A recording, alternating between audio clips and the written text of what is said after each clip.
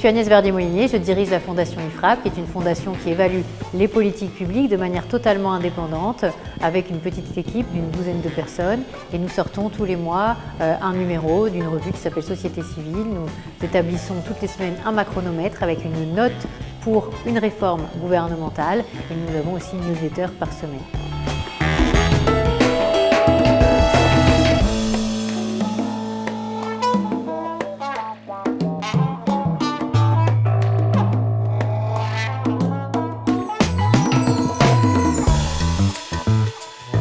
J'ai choisi de parler de comment sortir de la surfiscalisation française, de la dette, du déficit et du chômage, parce que ce sont des sujets fondamentaux qui aujourd'hui pèsent sur la France et que ces sujets ne sont pas une fatalité, qu'il y a énormément de réformes que nous pouvons mener pour arriver à faire baisser la dépense publique, la pression fiscale, peu à peu le déficit et la dette, et réussir aussi bien sûr à faire baisser le nombre de chômeurs dans notre pays.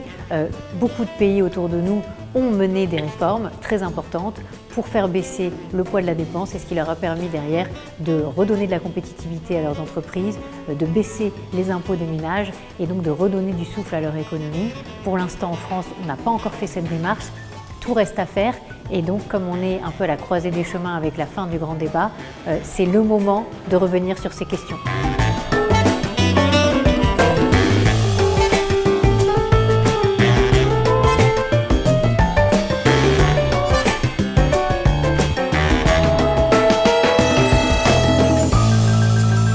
Pour baisser la dépense publique, il faut avoir la conviction qu'en baissant la dépense publique, on va redonner du souffle à l'économie marchande et on va créer des emplois dans nos entreprises. Et pour l'instant, au plus haut niveau de l'État, au plus haut niveau de l'administration française, il y a une difficulté à croire que le jour où on baissera vraiment la dépense publique, l'économie marchande, le secteur privé prendra le relais, et pourtant c'est ce qui se passerait si on faisait vraiment ce travail. Le problème, c'est que comme ce n'est pas instantané, le politique a aussi toujours tendance à réfléchir en mode électoral et se dire comment ça va impacter le prochain rendez-vous électoral, et plus on a de rendez-vous électoraux, plus on a des difficultés à appuyer sur le bouton pour faire de véritables réformes de transformation du modèle.